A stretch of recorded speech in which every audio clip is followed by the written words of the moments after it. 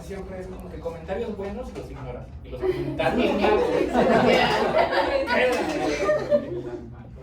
Todas las cosas malas me acuerdo. Todas las cosas malas. Todas. Sí, sería yo. Sí, se me queda. ¿Me acuerdo que Por ejemplo, una vez me pusieron que era barco. ¡Ay, no! ¿Quién dijo eso? Una vez me pusieron que era barco. Pero fue en ciencias básicas. Algo de ciencias básicas. No, De que, no le creo. Es barco. No sabe lo que hice. Es un haciendo barco. O sea, según yo, pues no soy. O sea, no soy tan. No soy muy exigente en los trabajos, honestamente. No me pongo muy estricto con los casos integradores y esas cosas. Pero tampoco no soy así como que todos tienen. No, pero creo que se refería a cómo imparten las clases. Se le había dicho muy claro y muy organizado. Pero eso no es barco. Yo creo que se O sea, eso es lo que quería decir. Usó mal la palabra. Ajá, claro, usó mal, pero creo. Pues sí, pero le puedes preguntar, oye, ¿a qué te referías? ¿Puedes clarificar tu comentario en el inciso? Sí, pero como no sabes ni quién lo escribió. Otra vez me dijeron, en época de elecciones, una estudiante me preguntó, oye, ¿usted qué opina de este candidato? Y yo le dije, mira, sí te contesto, pero te contesto al final de la clase, para no gastar tiempo de la clase con eso. Ya terminó la clase, dije, se pueden ir, ya acabamos la clase, ya no vamos a ver nada que tenga que ver relacionado con la materia, ¿no? Faltan como 10 minutos para terminar. O sea, eran como así 50, ahora les quedan como 10 minutos para y dije, bueno, ahora sí, y ya me puse a platicar con ella de cosas. Pero pues dio la casualidad, bueno, no sé si la casualidad que nadie se salió, o sea, todos se quedaron como para el chisme de a ver qué y ya, ¿no? O sea, y luego ese semestre veo ahí, ese periodo en particular, veo ahí en el ECOA, se pone a hablar de política. ¿Qué más quieres que te diga? O sea, te estoy diciendo que te puedes ir, eres libre, ya no estamos viendo clases. No te gustan mis opiniones, se puede salir, no pasa nada. Pero no, o sea, se quedó, estuvo escuchando todo, me reclamó. Pero bueno, digo, afortunadamente no me dice nada por eso. Y nada más fue un estudiante una vez que me pasó eso, pero ya. Les digo que no se me olvidan las cosas, ese tipo de cosas. ¿Y nosotros ponemos cosas así?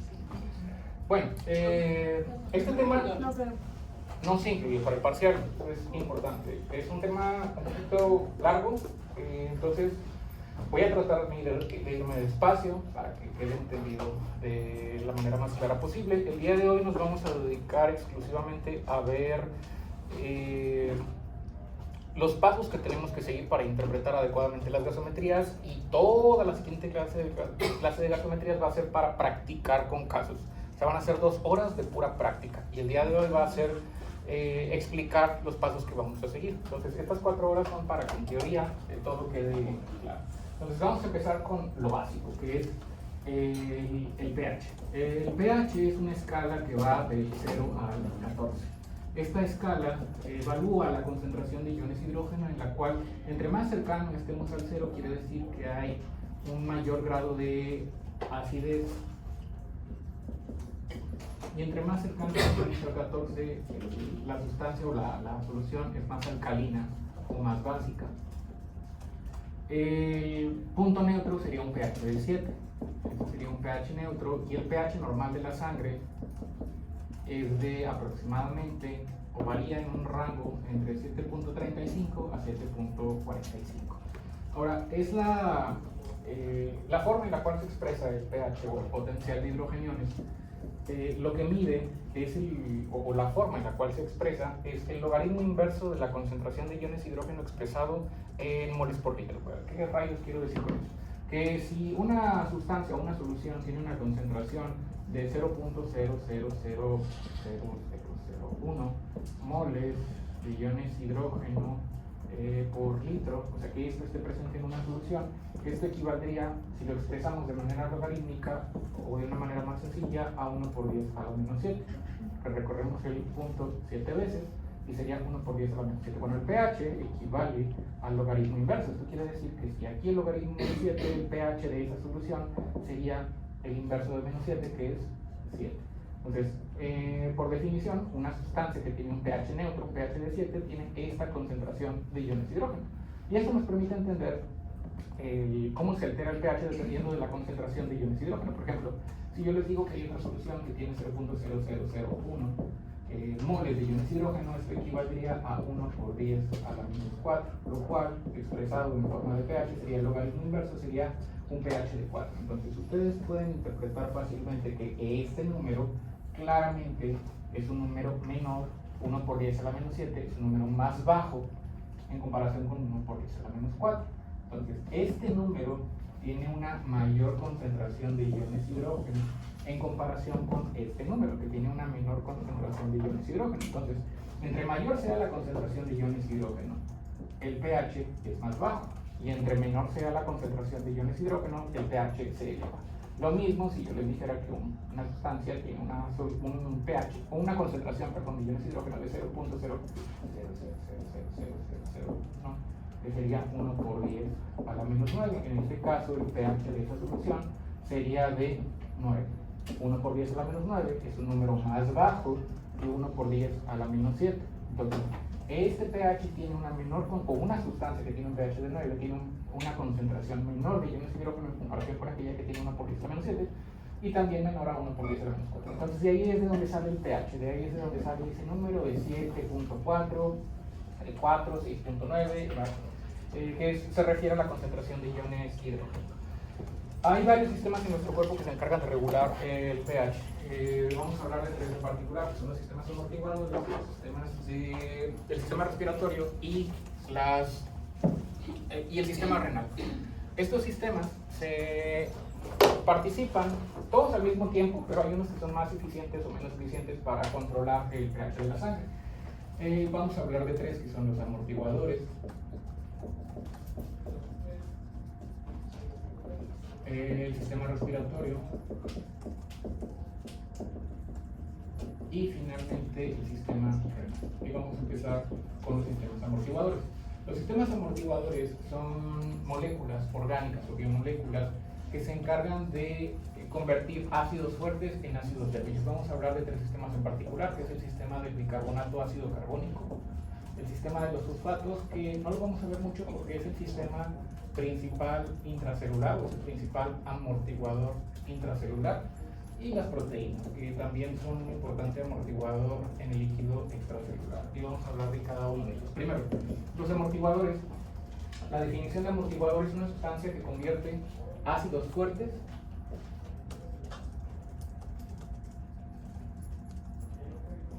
ácidos y bases fuertes en ácidos y bases débiles. Para eso tenemos que recordar la definición de ácido y base. Un ácido es una molécula orgánica que al entrar en contacto con el agua o con moléculas de agua se va a disociar o se va a separar, se van a romper sus enlaces en uno o más iones de hidrógeno y en uno o más aniones. Mientras que las bases son sustancias que al entrar en contacto con el agua se disocian en uno o más hidróxidos y en uno o más cationes. Mientras que las sales, que no nos interesan ahorita, son moléculas como el cloruro de sodio que al disociarse o al separarse liberan cationes y aniones, pero ninguno de los cuales son hidróxidos o hidrógenos, porque en todo caso serían ácidos o bases. La diferencia entre un ácido fuerte, como lo podría ser por ejemplo el ácido clorhídrico, de un ácido débil, es la fortaleza, por decirlo de alguna manera, o la solidez más bien de sus enlaces.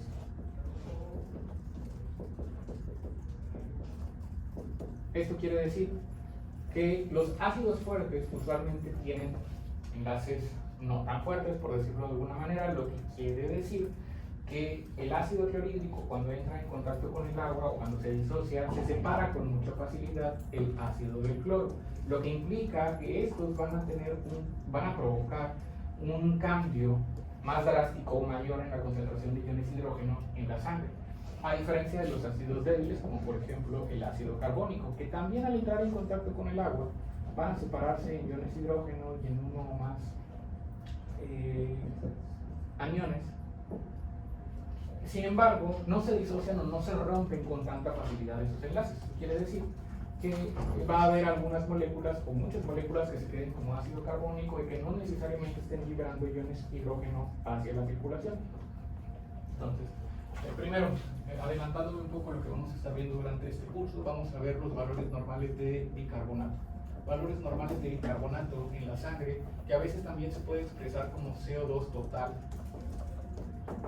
Cualquiera de las dos se refieren exactamente a lo mismo. Los valores normales de estos son de 22 a 26 milimoles o miliequivalentes por litro.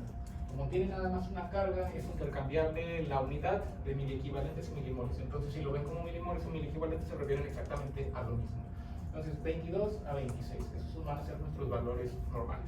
Entonces, ¿cómo funciona el sistema, por ejemplo, del ácido carbónico bicarbonato? Lo que hacen estos amortiguadores es convertir un ácido fuerte. Por poner un ejemplo, imagínense que tenemos un paciente con cetoacidosis diabética, un paciente que tiene deficiencia de insulina o que tiene resistencia a la insulina, y el paciente no puede usar glucosa porque no hay insulina para que se activen los GLUT4 y por lo tanto los niveles de glucosa en la sangre se mantienen altos y las células no pueden usar la glucosa para generar ATP. En esos casos las células tienen que recurrir a una fuente alternativa de energía, que son los cetoácidos.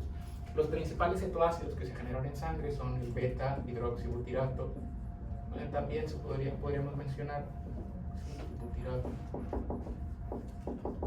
el acetoacetato, que son ácidos fuertes, que quiere decir que liberan una gran cantidad de iones hidrógeno hacia la sangre.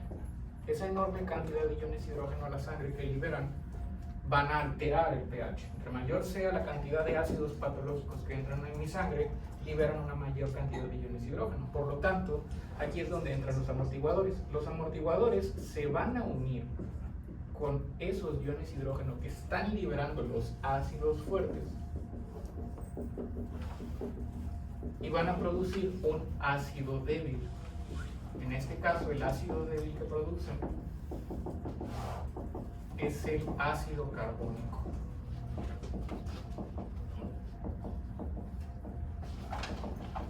Esto nos da una idea de qué es lo que va a pasar con los niveles de bicarbonato de una persona que tiene un ácido anormal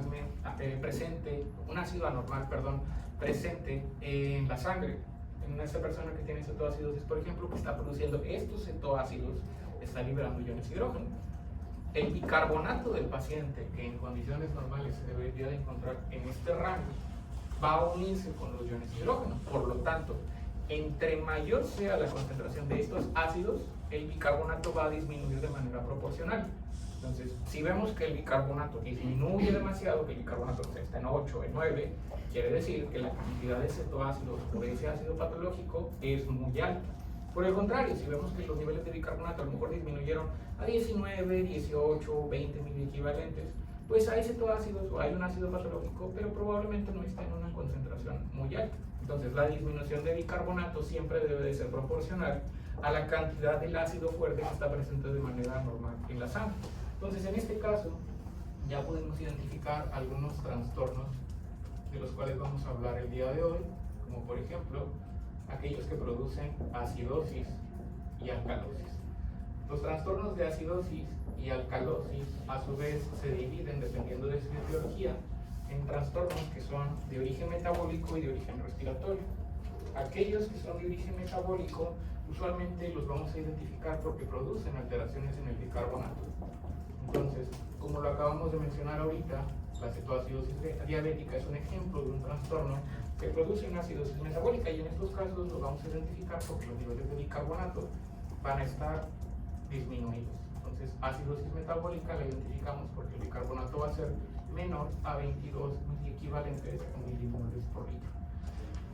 Por otro lado, también puede ocurrir lo contrario, puede que haya una base anormal en la sangre o que haya pérdidas de iones hidrógeno, pero en este caso, por ejemplo, si hay una base fuerte, puede producir hidróxidos. y esos hidróxidos unirse con el ácido carbónico del paciente y esto va a producir bicarbonato más agua. Entonces, cuando ocurre lo contrario, cuando lo que sucede es que hay una liberación anormalmente elevada de hidróxidos hacia la sangre, estos se unen con el ácido carbónico y el ácido carbónico produce bicarbonato, lo que quiere decir que cuando hay un exceso de hidróxidos en la sangre, estos van a producir alcalosis metabólica. Y la forma en la cual yo voy a identificar esa alcalosis metabólica es cuando los niveles de bicarbonato en la sangre se encuentran elevados. Cuando los niveles de bicarbonato en la sangre son superiores a 26 miliequivalentes por litro, eso produce una elevación del valor del pH. ¿Dudas hasta bien? Entonces, eso es lo básico que ya habíamos visto, que ya vieron en fisiología renal hace como 3 años. Y ahorita ya llegamos a la interpretación de la gasometría, nada más que toda esta parte es importante. El sistema de los fosfatos no lo vamos a ver porque de nuevo funciona exactamente igual que el sistema de bicarbonato, nada más que es intracelular. Y como no vamos a estar midiendo pH intracelular, pues la verdad es que no nos importa, pero sería en lugar del bicarbonato sería el fosfato monoácido, el HPO4. Y en lugar del H2CO3 o el ácido carbónico sería el fosfato monoácido, o el H2PO4, pero funciona de una forma bastante similar. Y en el caso de las proteínas no tiene mucho chiste. En el caso de las proteínas es importante porque pueden alterar algunas mediciones sobre todo del año GAP, pero en el caso de las proteínas ustedes saben que están formadas por aminoácidos que tienen siempre un extremo amino terminal y finalmente una porción carboxilo en la parte final. La porción amino puede funcionar como un receptor de iones hidrógeno cuando hay acidosis y la porción carboxilo puede funcionar como un donador de protones en situaciones de alcalosis. Entonces las proteínas pueden donar o pueden recibir iones hidrógeno dependiendo de las condiciones en la sangre, dependiendo de la cantidad de iones hidrógeno disueltos en la sangre, pueden funcionar captando iones hidrógeno o pueden funcionar donando iones hidrógeno. Algo importante es que el pH solamente va a ser alterado por el hidrógeno disuelto en el plasma. El hidrógeno que esté pegado con otras moléculas o el hidrógeno que esté pegado con proteínas no altera el pH. De ahí que los amortiguadores solamente cambian el ion hidrógeno del lugar, cambian el ion hidrógeno que está siendo liberado desde los ácidos fuertes, lo pegan con el bicarbonato para formar un ácido débil, que es el ácido carbónico, y pegado con el ácido carbónico no cambia el pH. Entonces, solamente el hidrógeno disuelto es el que cambia o el que puede alterar el pH de la sangre de los pacientes. Y la idea de esos amortiguadores es evitar cambios bruscos. Esto quiere decir, no estoy eliminando el ion hidrógeno, simplemente lo estoy moviendo de lugar.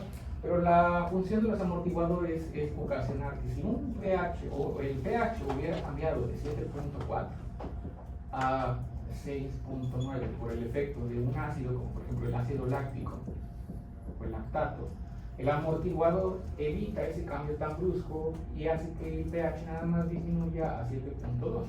De nuevo, no está eliminando los iones hidrógeno, los amortiguadores no hacen eso, simplemente los cambian de lugar, los pegan con moléculas orgánicas, en este caso el bicarbonato, para evitar que el hidrógeno se mantenga disuelto en el plasma y que cambie de manera drástica o de manera brusca, el pH de la sangre, porque para las células es muchísimo más fácil manejar un pH de 7.2 en comparación a manejar un pH de 6.9, que es incompatible, bueno, técnicamente incompatible con la vida. En el Metropolitano se van a dar cuenta de que esas cosas que sus libros dicen que son incompatibles con la vida, que sí son compatibles con personas del hospital ahí Metropolitano. Entonces, ese es el sistema de los amortiguadores. Después está el sistema respiratorio. El sistema respiratorio, a través de los cambios o alteraciones en la frecuencia respiratoria, pueden cambiar también el pH. La frecuencia respiratoria normal es de 12 a 16 en un adulto normal. En los niños la frecuencia respiratoria puede ser mayor, pero un adulto normalmente está oscilando en ese rango. La frecuencia respiratoria implica un incremento, una disminución de la entrada de oxígeno, pero también la salida o la expulsión de dióxido de carbono. Esto quiere decir que cuando se incrementa la frecuencia respiratoria, por ejemplo, aumenta la eliminación de dióxido de carbono, o dicho de otra manera, disminuyen los valores de dióxido de carbono en la sangre. Y al revés, cuando disminuye la frecuencia respiratoria, eso disminuye la eliminación de dióxido de carbono, o dicho de otra manera, incrementa las concentraciones de dióxido de carbono en la sangre. Ahora, la frecuencia respiratoria es una de muchas cosas que puede alterar la concentración de dióxido de carbono en la sangre. Por ejemplo, cualquier alteración de la barrera alveolo capilar también puede alterar la concentración de dióxido de carbono. La barrera alveolo capilar se refiere a la barrera que separa el alveolo y sitio en donde está entrando el oxígeno del capilar, y que está separado por la barrera, por los neumocitos que forman la barrera alveolo capilar. Y por aquí es por donde sale el dióxido de carbono hacia el exterior con cada expiración. El oxígeno entra y se une a la hemoglobina, y el dióxido de carbono, producto de la respiración celular, sale hacia el ambiente. Pero cualquier enfermedad, por ejemplo una neumonía, inflame los alveolos e interfiera con este intercambio gaseoso, pues también va a ocasionar una elevación de las concentraciones de dióxido de carbono y una disminución en la entrada de oxígeno, que se ve reflejada en una disminución de la saturación de oxígeno en la sangre del paciente. Neumonías, fibrosis, EPOC, edema agudo de pulmón, cualquier patología que interfiera o que obstruya el paso de estos gases a través de la barrera alveolo-capilar va a elevar potencialmente los valores de dióxido de carbono de la sangre de los pacientes. El dióxido de carbono se puede unir con el agua para formar ácido carbónico, y posteriormente estos formar o liberar iones hidrógeno y bicarbonato. Pero es una reacción que puede ir hacia los dos lados y depende en gran medida de las concentraciones de dióxido de carbono. Si se alteran las concentraciones de dióxido de carbono, pueden alterar la cantidad de iones hidrógeno al otro lado de la reacción. Esto quiere decir que cuando las concentraciones de iones hidrógeno en la sangre disminuyen, esto usualmente provoca que la reacción se desvíe hacia la derecha, hacia la izquierda, perdón.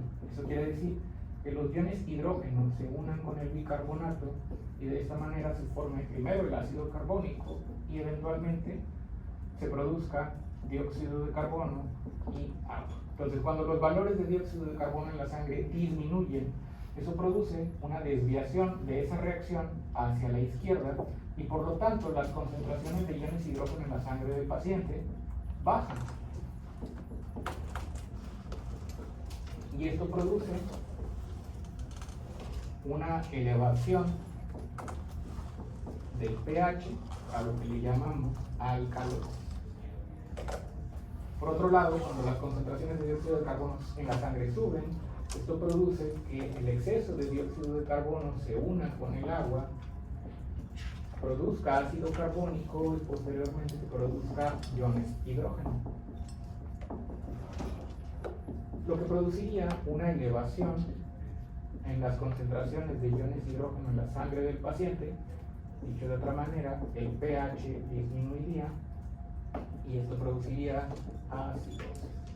Entonces, el otro trastorno que vamos a revisar, o los otros trastornos que vamos a revisar, son los trastornos respiratorios, que vamos a poder identificar por los cambios en las concentraciones de la presión parcial, cambios en la presión parcial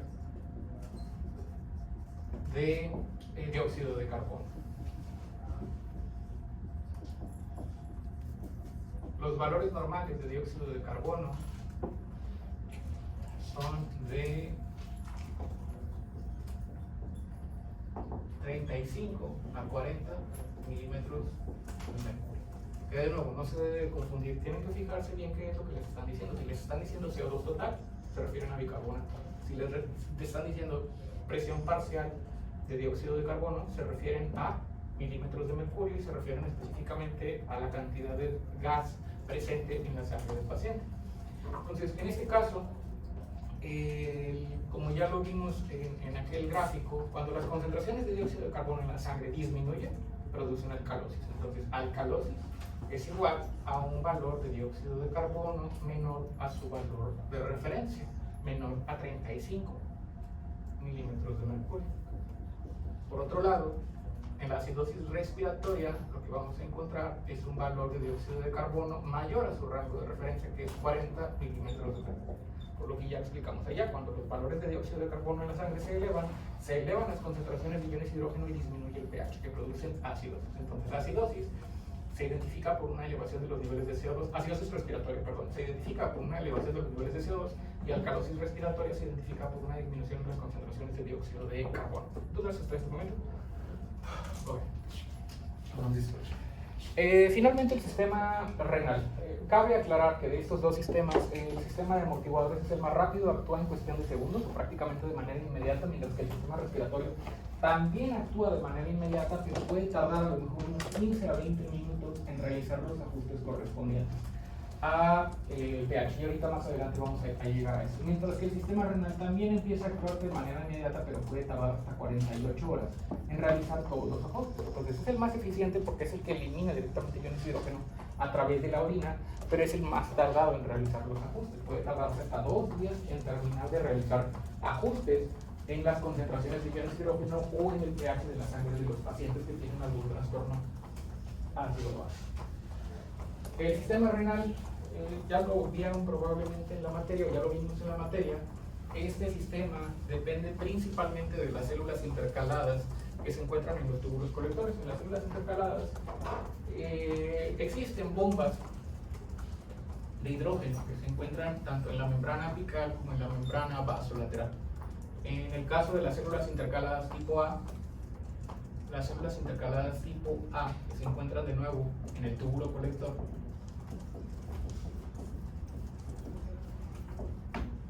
estas tienen, si acá está la luz tubular o el sitio por donde está pasando el líquido tubular, y por este lado está el capilar o la sangre.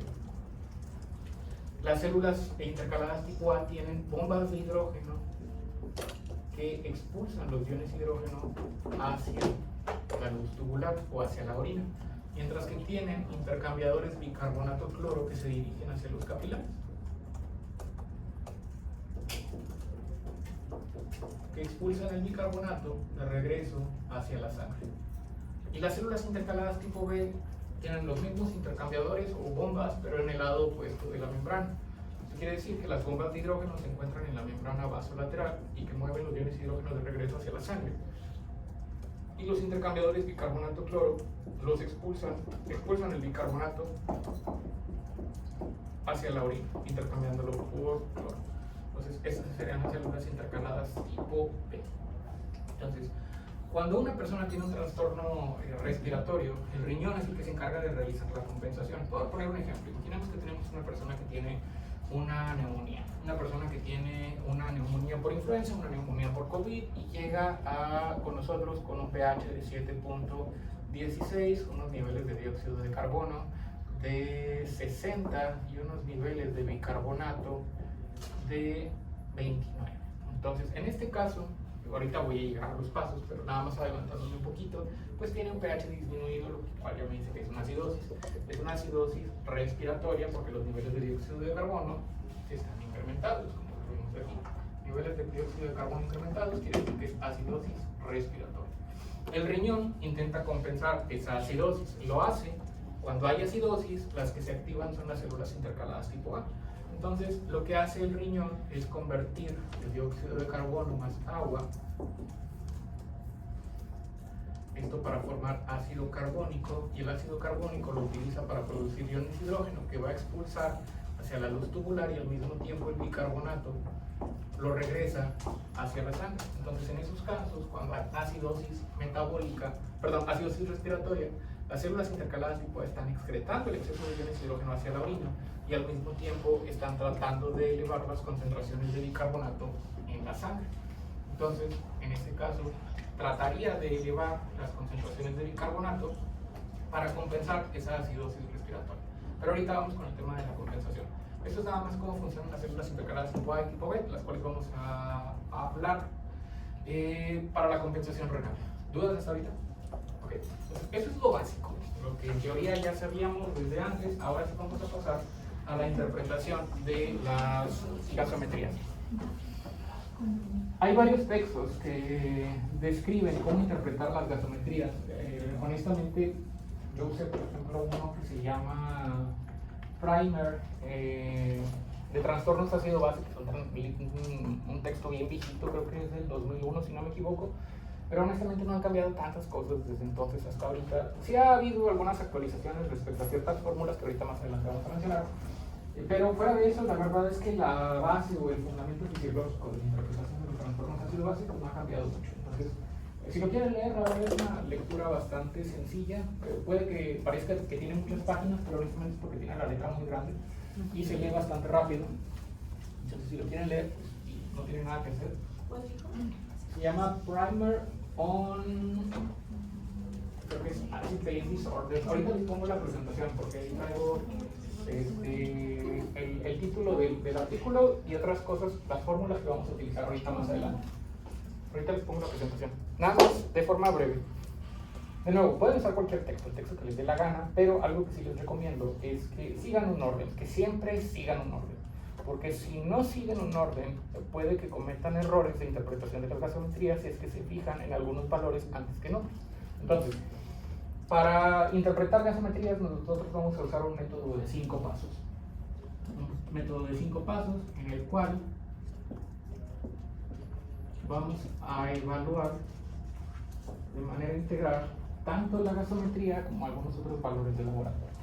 Primero, el primer paso consiste en detectar si el paciente tiene acidosis o alcalosis. Eso es bastante sencillo. Normalmente vemos el pH del paciente, vemos si está por debajo de 7.35 es acidosis, si está por arriba de 7.45 es alcalosis. No tiene ningún chiste. En segundo lugar, es identificar si el trastorno es metabólico o respiratorio. En tercer lugar, es calcular el anión gato, del cual vamos a hablar ahorita más adelante. El cuarto paso es el cálculo de la compensación. Y el quinto paso es el cálculo del delta gato, o de la brecha delta, de la cual también ahorita más adelante vamos a hablar. Entonces, para hacer esto más fácil, vamos a poner un caso en el cual nos vamos a basar para ir entendiendo cada uno de estos diferentes pasos.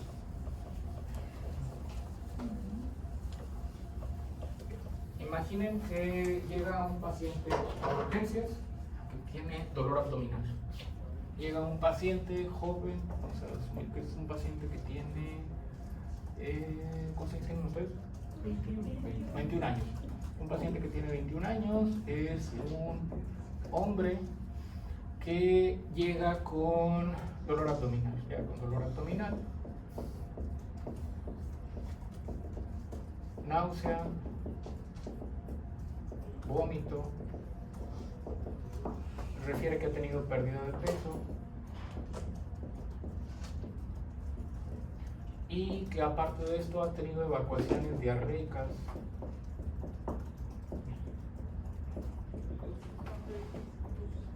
de 2 meses de evolución. Actualmente sus signos vitales: tiene una presión arterial de 80 sobre 40 milímetros de mercurio, una frecuencia cardíaca de 120 latidos por minuto y una frecuencia respiratoria de 28 respiraciones por minuto. Él llega a estas condiciones con esos síntomas, sus signos vitales. ¿Qué creen que le podría estar pasando a este paciente? Está deshidratado por las evacuaciones diarreicas y está compensando con el aumento de la frecuencia cardíaca, que también requiere un aumento de la frecuencia respiratoria. Probablemente el paciente está severamente deshidratado porque ha estado presentando vómito, evacuaciones diarreicas, todo esto probablemente con una falta de ingesta apropiada de líquidos que está produciendo esas alteraciones de los signos vitales. ¿Alguna otra idea? ¿O alguna otra? ¿Cómo se les ocurriría abordar a ese paciente? ¿Qué creen? ¿Cuáles creen que podrían ser las causas de sus síntomas? ¿Alguna infección que haya tenido? ¿Una infección de qué tipo? Diagnósticos diferenciales de dolor abdominal. Era un gastro, ¿no? Sí. Ya se saben, diferenciales de dolor abdominal. Todos los que se sepan. Daños hepáticos, pancreáticos. Ok, daños hepáticos. A ver, díganme una enfermedad hepática que produzca dolor abdominal. ¿La cirrosis produce dolor abdominal? O sea, pero ya muy avanzado, ¿no? ¿Cirrosis avanzada produce dolor abdominal?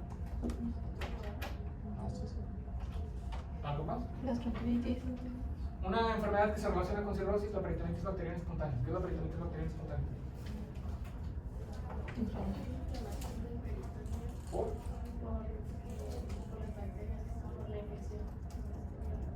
¿Y por qué infección? Bacterias que salieron del tracto gastrointestinal que se pasaron hacia el líquido de la citis. Se llama peritonitis bacteriana espontánea y se diagnostica normalmente por medio de una paracentesis, las cuales van a ser mucho y se van a tratar de hacer paracentesis el siguiente año. ¿Qué otros diagnósticos diferenciales de dolor abdominal?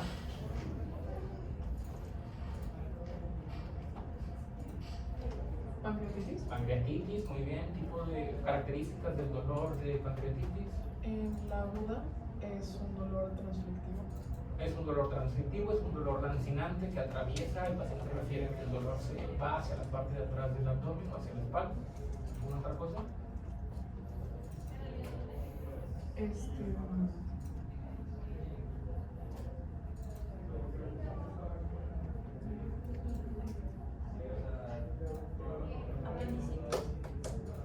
Ya son todos sus diferenciales de dolor abdominal.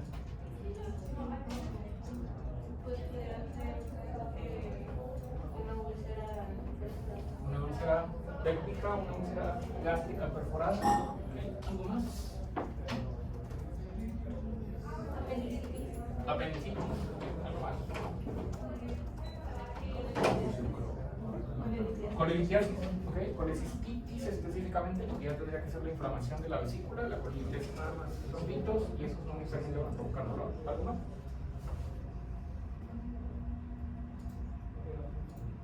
Algunos sucios ¿De? del tracto intestinal. Una obstrucción intestinal, también podría provocar dolor, pancreatitis, ya lo mencionaron. Intestino irritable. Síndrome de intestino irritable también es una posible explicación. ¿Alguna otra cosa? ¿Cómo abordarían esto paciente? ¿Qué pruebas le pedirían?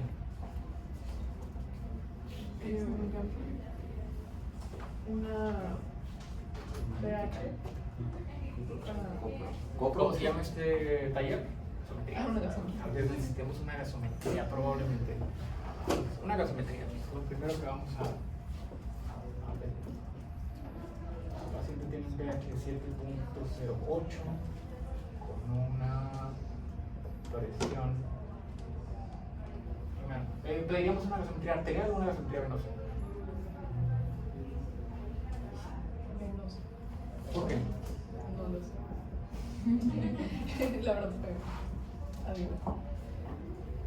Se puede pedir, o sea, no sé por qué, pero pienso que, o sea, siempre pido una BH primero, pero se puede pedir luego una gasometría. Sí. La BH la toma la enfermera junto con los demás y la gasometría pues le dices ahí al EMIS que ahí le toma una gasometría. Y no hay, o sea, no hay orden específico para pedir estos estudios.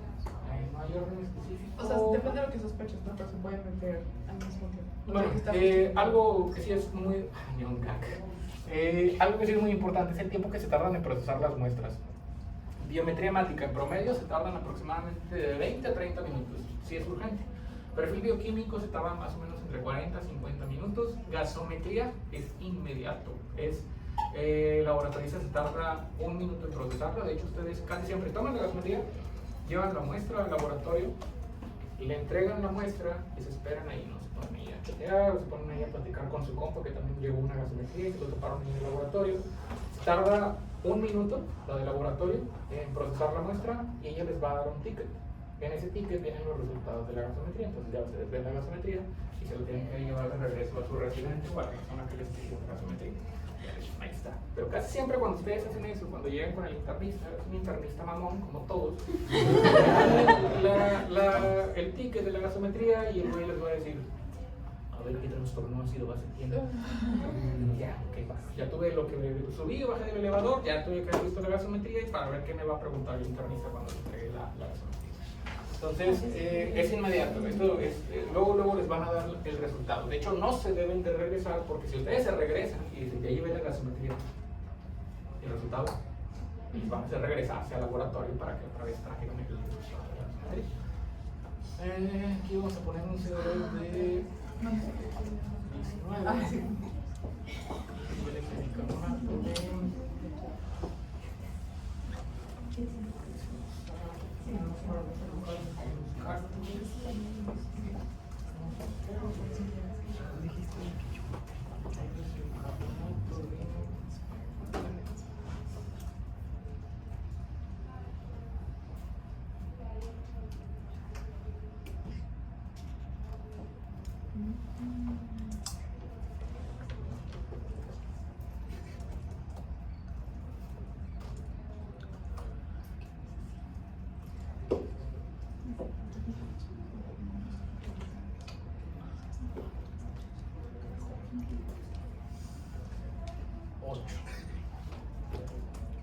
Ahí está. Esa es la gasometría del paciente. pH 7.08 con niveles de bicarbonato de 8, presión alveolar de oxígeno de 70 y presión parcial de CO2 de 19. ¿Algo más?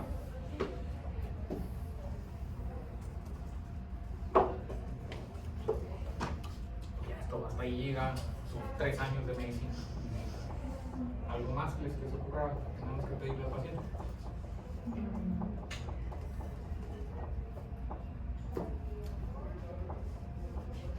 O sea, podemos pedirle. Sin miedo, pidan lo que les dé la gana. Quieren medir molibdeno en lágrimas, lo pueden pedir, no pasa nada. Podemos pedirle un cultivo de. Ultrasonido de. Ultrasonido de abdomen. Bien, ultrasonido de abdomen nos dice vesícula biliar normal, el abdomen, perdón, el páncreas no se visualiza por completo por la presencia de gas intestinal, pero lo que se alcanza a ver es que el cuerpo y la cola, perdón, la cabeza y el cuerpo parecen estar normales.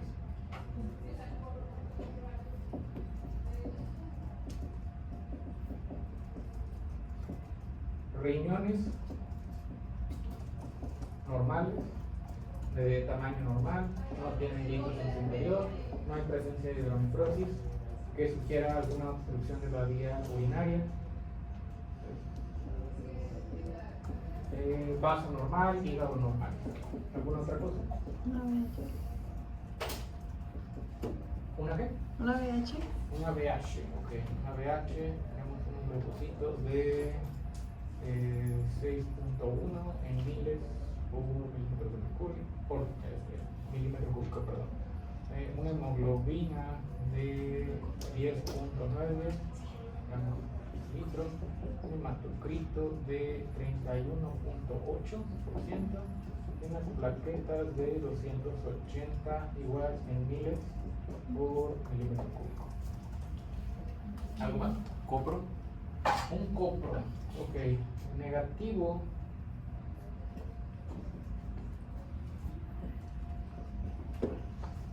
Para presencia de parásitos,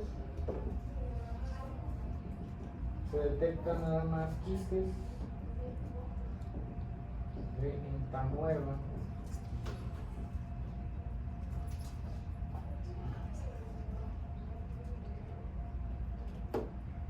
Quistes de entamueba.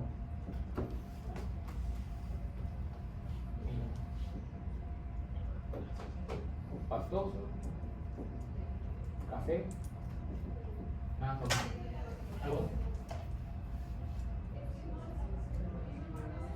O sea, con pastoso se refiere a. O sea, que sea normal. Puede. O sea, sí, dependiendo de qué tan grave sea como los parásitos o si ha tenido antes, o sea, antes de que fueran quistes, estaba como activa la entamueba. Puede haber sangre oculta en heces o cuando. No hay sangre oculta. Perdón, me olvidé mencionar. No, sangre oculta.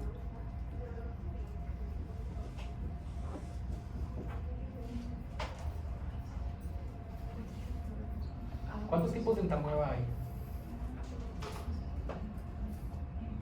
¿Ya pasaron por infecto o parásito? Yo creo que hay visto cuántos tipos de entamueba hay. O no, tal vez. Bueno. ¿Vieron entamueba? Sí, Histolítica. Histolítica nada más, pero no vieron si había otro tipo de entamueba. No. Ok. Hay muchos tipos de entamueba, hay más de 5 tipos de entamueba. No todos los tipos de entamueba son patológicos. Específicamente histolítica es la que es patológica, por eso es la que ustedes ven en sus clases de infecto. Sin embargo, yo no puedo saber si los quistes que tiene el entamueba del paciente son de histolítica. Microscópicamente es imposible saberlo. Tendríamos que hacer una prueba adicional para ver si esos quistes son específicamente de entamueba histolítica, porque es la única que tiene la capacidad de producir enfermedad en el humano. Entonces, quistes de entamueba puede ser entamueba que produce enfermedad o que no produce enfermedad. Pero de nuevo, ¿creen que la entamueba podría producir todo lo que le está pasando al paciente? ¿Alguna otra cosa? Una pregunta. Y al final fueron gases venosos, bacterias. Estos eran, perdón, si es cierto, no les respondí a esa pregunta, estos eran venosos. Pues también podría ser algo amoroso. Nada más para terminar con eso y antes de que se me olvide. Para la mayor parte de los trastornos metabólicos, la gasometría venosa es suficiente. Solamente en aquellos casos en los cuales haya un trastorno respiratorio, por ejemplo, si el paciente tiene neumonía, si el paciente tiene edema agudo de pulmón, si el paciente tiene EPOC, si el paciente tiene asma, si el paciente tiene fibrosis pulmonar o neumonitis intersticial, vale la pena pedir una gasometría arterial. ¿Por qué? Porque las diferencias entre arterial y venosa radican principalmente en los valores de saturación de oxígeno y en la presión parcial de dióxido de carbono, cosas que para los trastornos metabólicos son prácticamente irrelevantes. O sea, si el paciente tiene, por ejemplo, falla renal y el pulmón está preservado, pues realmente, probablemente su saturación de oxígeno va a estar normal. Es irrelevante picarle la arteria para saber cómo está su presión parcial de oxígeno. Entonces, para trastornos respiratorios sí se pide gasometría arterial. Para todo lo demás metabólico, las venosas están. ¿Alguna otra cosa?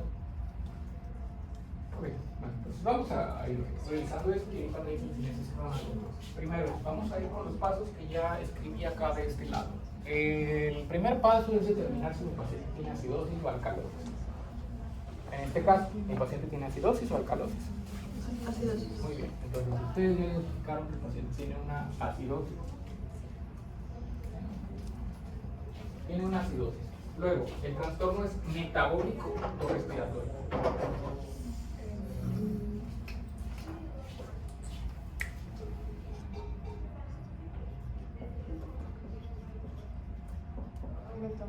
¿Por qué? Porque el bicarbonato está bajo. Porque el bicarbonato está bajo. Muy bien, ¿por qué no es respiratorio si el CO2 también está alterado? Porque si el CO2 estuviera bajo no te causaría una acidosis. Correcto. Si el CO2 está bajo, lo que produciría sería una alcalosis. Entonces, yo sé que el pH está bajo, que es una acidosis. Entonces, cuando veo acidosis, tengo que ver estos dos. Puedo ignorar temporalmente lo que está acá abajo y si ya identifiqué que mi trastorno es acidosis, me voy a enfocar en estas dos para identificar el segundo paso. Entonces, identificar el segundo paso, veo los niveles de bicarbonato de mi paciente que están en 8 y luego me fijo acá, niveles de bicarbonato bajos y acidosis, quiere decir que mi paciente tiene una acidosis metabólica. También veo los niveles de bicarbonato. Si los niveles de, de dióxido de carbono, si los niveles de dióxido de carbono estuvieran altos, eso podría producir acidosis, pero en este caso mi paciente no tiene niveles de CO2 altos, tiene niveles de CO2 bajos, lo que quiere decir que este no explica la acidosis del paciente. Entonces, este sí lo explica, lo que quiere decir que el paciente tiene una acidosis metabólica. ¿Hasta aquí dudas? Entonces, primero es de que determinar lo de acidosis, alcalosis y luego ya metabólico. Correcto. Por eso, y no voy a cansar de insistir en esto, sigan el orden. Es importante que sigan el orden. Primero pH. Primero veo si es alcalosis o acidosis. Primero el pH. Una vez que ya vi el pH, ahora sí ya me paso a ver el dióxido de carbono y el bicarbonato. ¿Por qué? Porque si ustedes se van directo al bicarbonato, ven el bicarbonato y dicen, ok, el bicarbonato está bajo y el dióxido de carbono está bajo también. Pues una de dos, o mi paciente tiene una acidosis metabólica o tiene una alcalosis respiratoria. Pueden cometer el error de decir, tiene alcalosis respiratoria porque el CO2 está bajo, pero ignoraron el pH inicial. Entonces siempre sigan el orden. Primero veo el pH para determinar si es acidosis o alcalosis, si es esto o esto, y luego ya ahora sí evalúo si es metabólico o respiratorio. ¿Alguna otra duda hasta este momento? Según yo recuerdo en morfofisiología de segundo, había, bueno, en el examen venían unos casitos donde también ponían de que algunos valores y así, pero había unos que estaban algo ambiguos de que, o sea, porque me acuerdo que decían que podía haber excepciones donde los valores están como muy al límite para determinar si es metabólica o no y así, entonces en esos casos donde los valores son más ambiguos, ¿cómo puede ser más fácil? O sea, ¿cómo puede ser más fácil como determinarlo? Ok, íbamos a llegar a eso eventualmente, pero adelantándome un poco, ¿qué pasa si nuestro pH es 7.36 con un dióxido de carbono de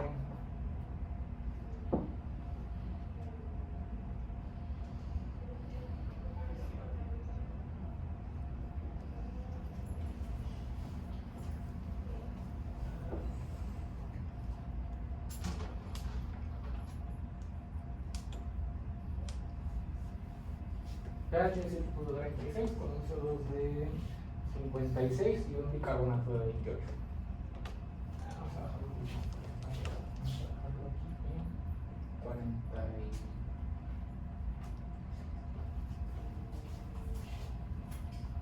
¿Qué opinarían en ese caso?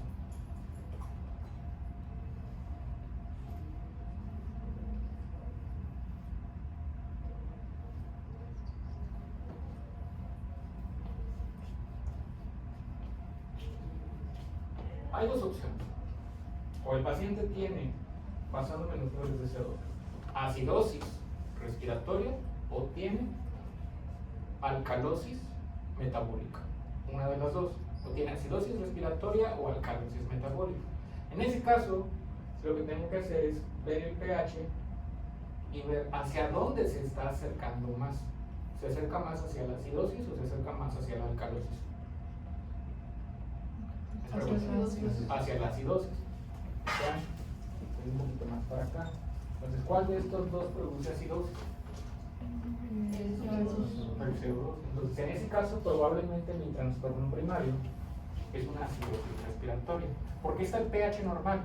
Porque hay compensación. Porque el riñón está encargándose de excretar el exceso de iones de hidrógeno para conservar el pH, incrementando también los niveles de bicarbonato en el proceso. Entonces, es una alcalosis metabólica que está tratando de compensar la acidosis respiratoria y por eso el pH está en su valor normal. Vamos a ver algunos ejemplos de esto, probablemente no hoy porque no nos va a alcanzar, pero en la siguiente clase sí vamos a ver ejemplos de pHs normales con alteraciones ácido-base, pero sí vamos a ver varios ejemplos de eso. ¿Alguna otra duda hasta este momento? Okay. También, obviamente, la parte de los síntomas y las alteraciones de laboratorio específicas nos deben de orientar hacia qué trastorno es el primario, pero de nuevo vamos a ver varios ejemplos de esto. Entonces, acidosis metabólica, ya determinamos esto. ¿Qué es el anion gap? ¿Han escuchado algo sobre el anion gap?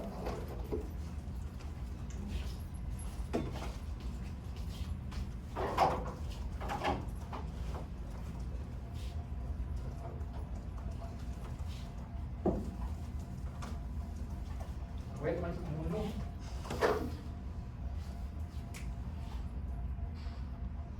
El anion gap, o por su nombre en español, la brecha aniónica, se refiere a la diferencia de los cationes y los aniones que normalmente medimos en la sangre. ¿Qué quiere decir? En la sangre tenemos varios iones y moléculas que tienen carga positiva. ¿Cuál es el principal ion en la sangre que tiene carga positiva? Sodio. El sodio. ¿Cuáles son los valores normales de sodio? 130, 105. 135 a 145. Esos son los valores normales de sodio. Entonces, ahorita, para no batallar, vamos a dejarlo en un sodio de 136. Pero no es el único ion con carga positiva. ¿Qué otros iones con carga positiva hay en la sangre? Potasio, magnesio, calcio. Entonces acá incluimos obviamente también el potasio, cuyas concentraciones normales son 3.5 a 5.3, y hay otros cationes como el magnesio, el calcio y demás, ¿no? Que tienen también carga positiva. Entonces, esa es mi gráfica de los cationes. Así como hay cationes, tiene que haber siempre aniones en la misma proporción para obedecer o respetar el principio de electroneutralidad, lo que quiere decir que por cada ion con carga positiva tiene que haber un ion con carga negativa. Entonces, ¿cuáles son los principales iones o moléculas orgánicas que tienen carga negativa en la sangre? El cloro es el principal. El cloro normalmente, ¿cuál es la concentración normal de cloro? 98, 106 más o menos, 98, 104. Ahorita vamos a quedarnos con un cloro de 104. ¿Qué otras moléculas tienen carga negativa en la sangre? El bicarbonato. El bicarbonato. ¿Cuáles son las concentraciones normales de bicarbonato? De 22 a 26. De 22 a 26. Ahorita, para dejarlo a la mitad, vamos a quedarnos con bicarbonato de 24. ¿Y qué más? ¿Otros iones con carga negativa? Fósforo. El fósforo también tiene carga negativa. Y acá, entonces, vamos a dejar aniones no medidos. ¿Qué quiere decir? Aniones no medidos son iones o moléculas que tienen carga negativa, pero que no medimos en las pruebas de laboratorio convencionales. Por ejemplo, cuando ustedes piden un perfil bioquímico, el perfil bioquímico normalmente les va a reportar creatinina, urea, nitrógeno de la urea, les va a reportar sodio, potasio, calcio, cloro, magnesio, fósforo, pero no les va a reportar todos los aniones que están presentes en la sangre, todos los iones o moléculas que tienen carga negativa. Esos son los aniones no medidos, porque para fines clínicos esos aniones son irrelevantes. Sin embargo, sabemos que existen, sabemos que están en la sangre. ¿Por qué? Porque tiene que haber un balance entre cargas positivas y cargas negativas. Entonces, esos aniones no medidos son los que crean la supuesta brecha aniónica. ¿Qué es la brecha aniónica? La brecha aniónica es la diferencia entre los iones que tienen carga positiva o los iones medidos que tienen carga positiva de aquellos que tienen carga negativa. Esa es la brecha aniónica. Entonces, ¿cómo obtengo la brecha aniónica? El anion gap yo lo voy a obtener por medio de una operación bastante simple, que es sodio menos la suma del cloro más el bicarbonato. O dicho de otra manera, sodio, que es el ion con carga positiva o el cation, menos los aniones principales, que son el cloro y el bicarbonato. Entonces, esa es la forma en la cual yo calculo la brecha aniónica. La brecha aniónica normal es de 12 o menos de 12. En general, si es de menos de 12, quiere decir que es normal, que no hay ninguna alteración. Si es de más de 12, quiere decir que hay algo anormal. Y ahorita vamos a explicar exactamente qué. ¿Dudas hasta este momento? Muy bien, entonces, primero vamos a calcular la brecha aniónica con estos valores, con un sodio de 136, un bicarbonato de 24 y un cloro de 104. ¿Cuál es la brecha aniónica en este caso?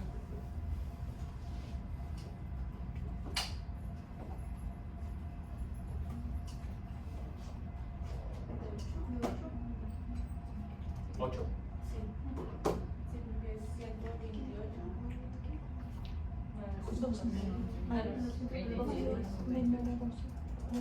más 22.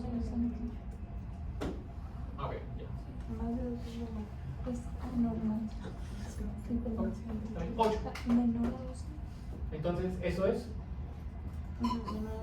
normal. ¿Dudas hasta ahorita de lo que es la brecha aniónica? Ok, entonces, esa es la brecha aniónica normal. Pues, ¿por qué es importante calcular la brecha aniónica? ¿Qué pasaría si entra de manera normal un ácido a la sangre que no debería de estar ahí? Acá abajo vamos a dibujar otra. Vamos a dibujar acá arriba. Por ahí. Voy a borrar esto. Ahorita lo escribo otra vez acá abajo. Este es lo normal. En esta tercera columna voy a dibujar otra vez una columna. Los cationes los vamos a dejar igual. Los aniones los vamos a dejar igual. Y esta es otra columna de aniones, pero esto es otro paciente. Este otro paciente tiene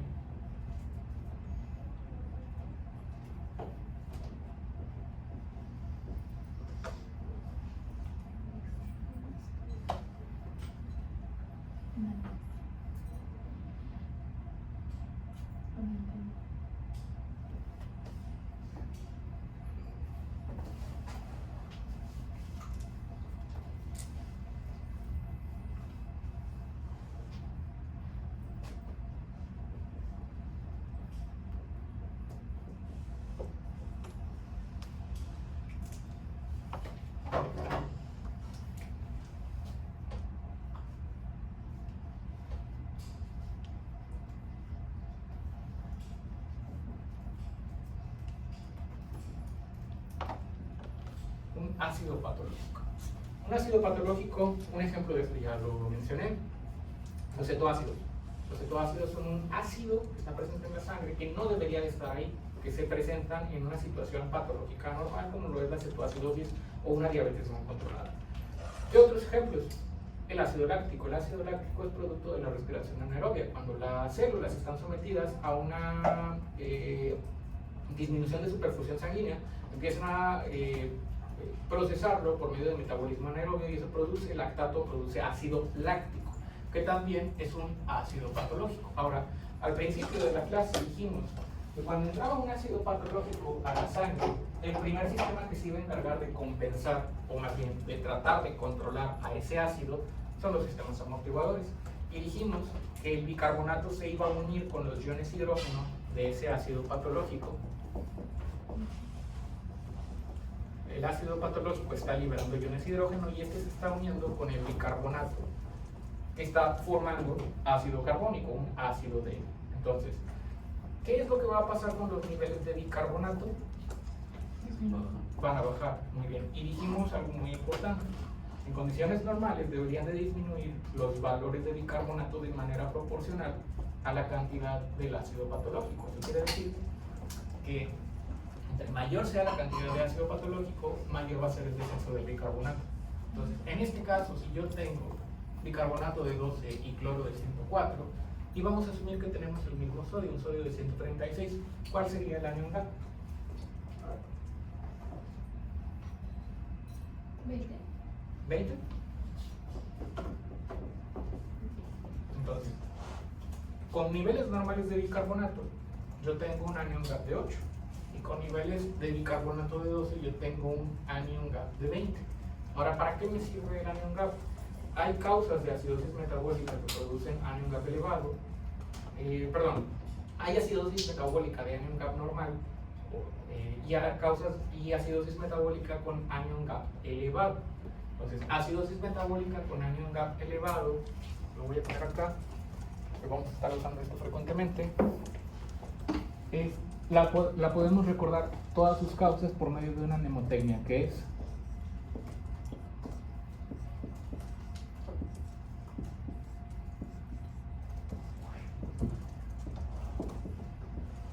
CAT-MOD-PIES. CAT-MOD-PIES significa la C de cianuro, intoxicación por monóxido de carbono y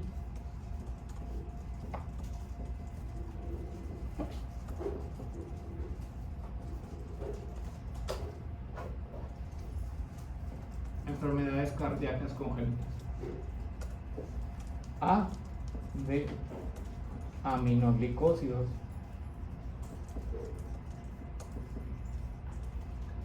T de teofilina, M de metanol, lo que está en los anticongelantes, U de uremia, D de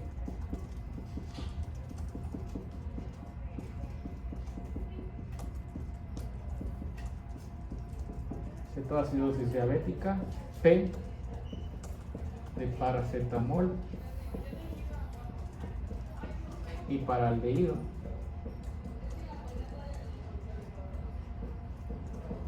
I de isoniazida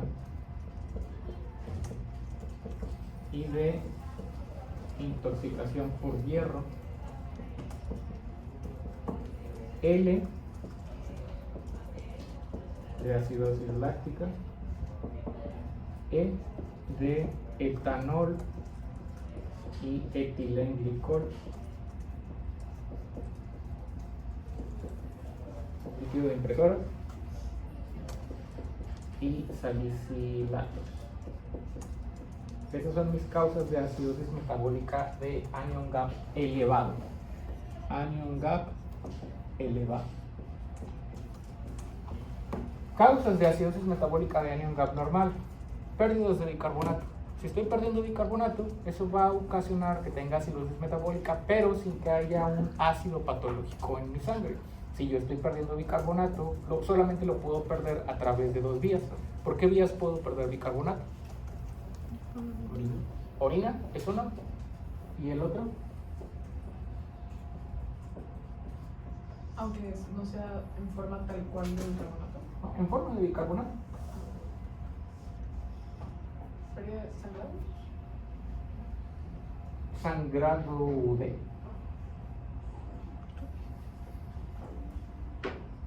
Sangrado en general, no, normalmente no va a reducir lo suficiente el bicarbonato.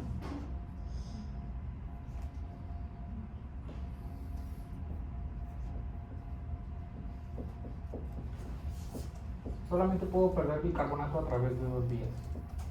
Vía renal. Un ejemplo, una tubulopatía. Si tengo una enfermedad de túbulo contorneado proximal, el síndrome de Fanconi, por ejemplo, que es donde se reabsorbe el bicarbonato, si hay un medicamento o una enfermedad congénita que daña el túbulo contorneado proximal, no reabsorbe el bicarbonato y el bicarbonato se empieza a excretar a través de la orina. Entonces esa sería una causa de acidosis metabólica de anion GAP normal, como lo van a ver en el tema de tubulopatía, si no me equivoco. Y otra causa, pérdidas gastrointestinales. Si estoy teniendo una mayor cantidad de evacuaciones diarreicas, una mayor cantidad de evacuaciones, también pierdo bicarbonato a través de las heces, y eso también puede ocasionar que el anion GAP se mantenga, pero que tenga una acidosis metabólica. ¿Dudas hasta este momento? Okay. Entonces, volviendo un poco con nuestro paciente, ¿qué se les ocurre que deberíamos de hacer para evaluar la causa de su acidosis metabólica? Evaluar su... Evaluar. O sea, ya tienes una guía con la parte clínica, pero evaluar el GAP. ¿Y qué necesitan para eso? El sodio, el bicarbonato y el cloro. Ah, la química sanguínea. ¿Ok? Entonces, ¿quieren sodio? ¿Y qué más? Cloro, Cloro, bicarbonato. bicarbonato y el qué? Ah, y... pues como eso. ¿Ok?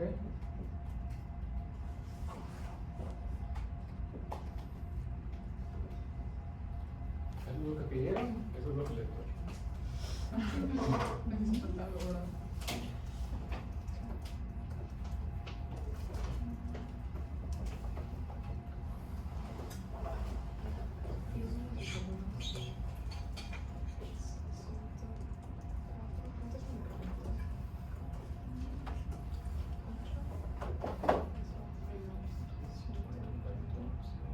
Tiene 28. 28. Muy bien. Entonces ya determinaron ustedes que tiene un anion GAP elevado. Entonces hasta este momento ya tienen el primer trastorno ácido-base. Una persona puede tener hasta 3 trastornos al mismo tiempo. Ustedes ya identificaron uno en este paciente, que es acidosis metabólica de anion GAP elevado. Todo eso es un solo trastorno ácido-base. Acidosis metabólica de anion GAP elevado. ¿Qué tenemos que hacer a continuación? ¿Es la causa? Crear la causa. Muy bien. Causas de acidosis metabólica de anion GAP elevado. Para este ejercicio, yo soy el paciente. Pueden interrogar todo lo que les dé la gana. Yo les voy a contestar. Si quieren pedir una prueba de laboratorio adicional, la pueden pedir. Tiene exposición hacia mí. No es mi exposición. Fíjese que sí, estaba planeando suicidarme. Me dejó mi novia, pero me enteré que la muerte con cianuro es muy dolorosa. Entonces preferí optar por causas menos drásticas. ¿Glucosa? Glucosa. ¿Quieren glucosa?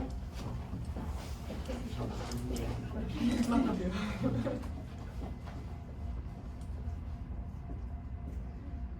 Ah, oye, salen. ¿Algo más? ¿Toma algún medicamento? Ninguno.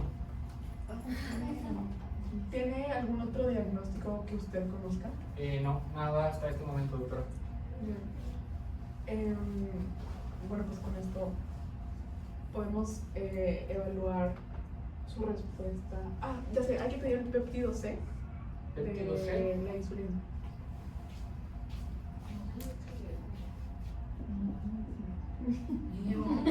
Creo que No sé cuáles son los niveles normales. se tiene Ah, que... nuestra porción de insulina. Es el resultado de negro. Gracias. Todos los informativos de Ya sea el bloque de renal, nadie. Además, todo registrado. Esta tiene así como.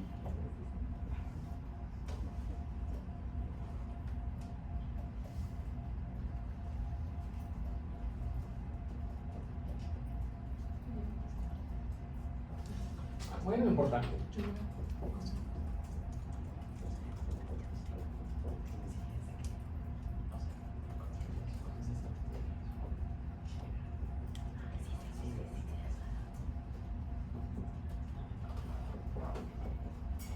¿Algo más?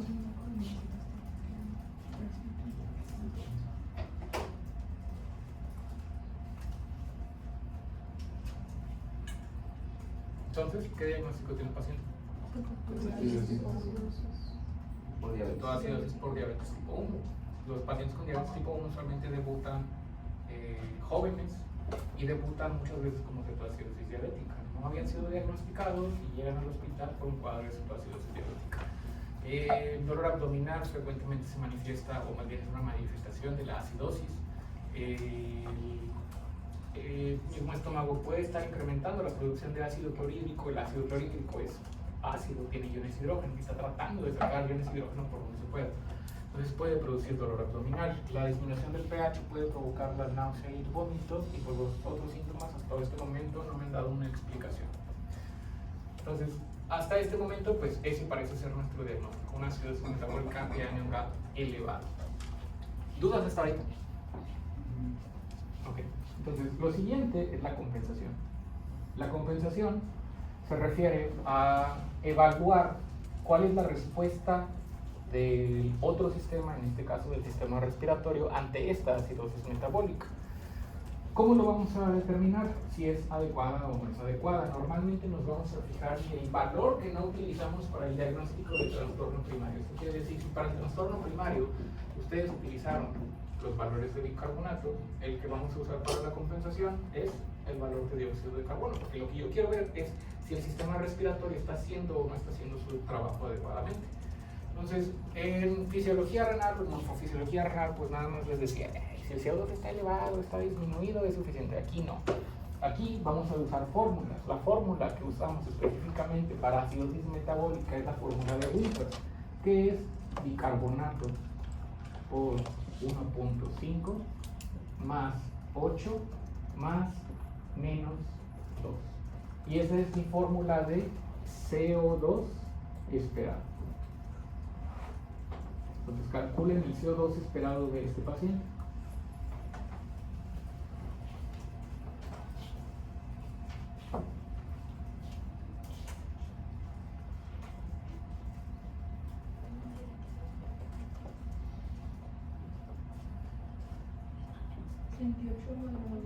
¿28 más menos 2?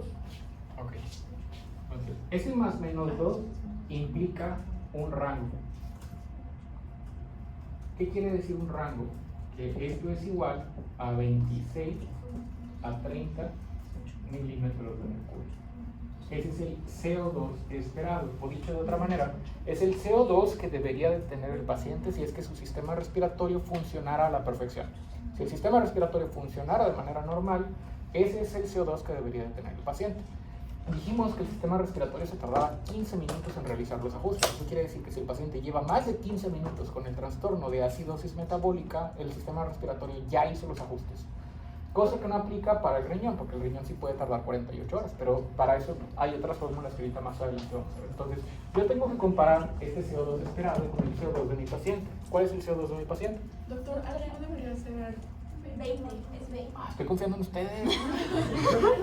No, doctor, no es. ¿Tengo que hacer los cálculos yo? A ver, bicarbonato. El bicarbonato del paciente es 8 por 1.5 son 12. 12 más 8, 20. ¿Quién manejó? Fui yo, es que no, lo hice como si fuera 2.5. Ok. 20.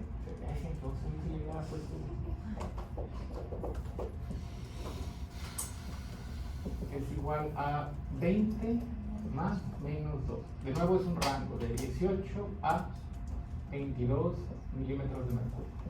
Entonces, yo tengo que comparar esto con el CO2 de mi paciente. ¿Cuánto es el CO2 de mi paciente?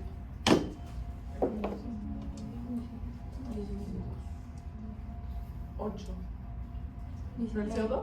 CO2, 19. Muy bien. Entonces, si el CO2, Perdón. O sea, la diferencia ahí entre es la presión parcial de CO2, no el CO2 total. perdón, que me da flojera escribir todo. Listo.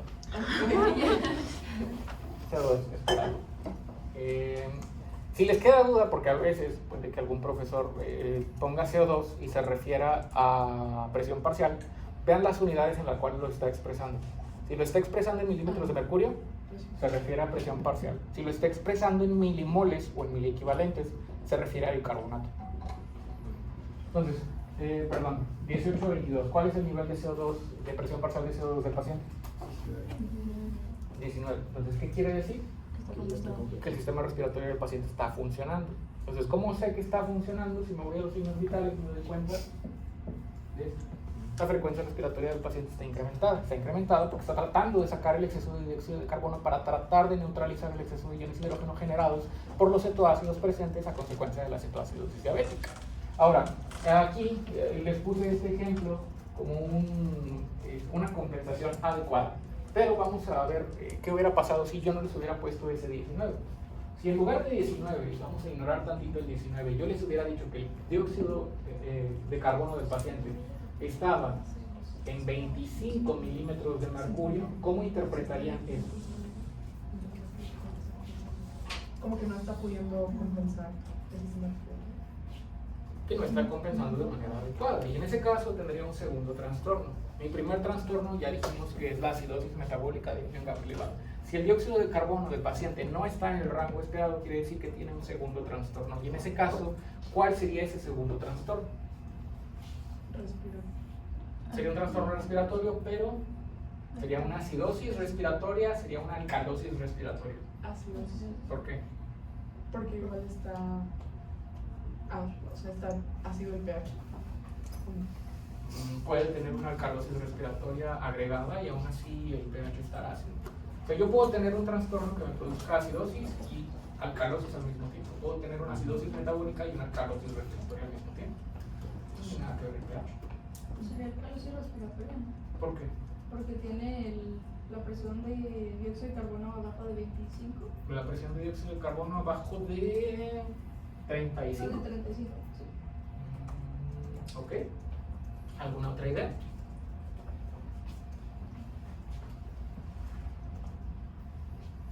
Vamos a interpretarlo de esta manera. Si el sistema respiratorio funcionara de manera perfecta, el dióxido de carbono debería estar aquí. Entonces, ¿qué podría estar sucediendo en el sistema respiratorio que no esté logrando una compensación adecuada? ¿Qué se les ocurre?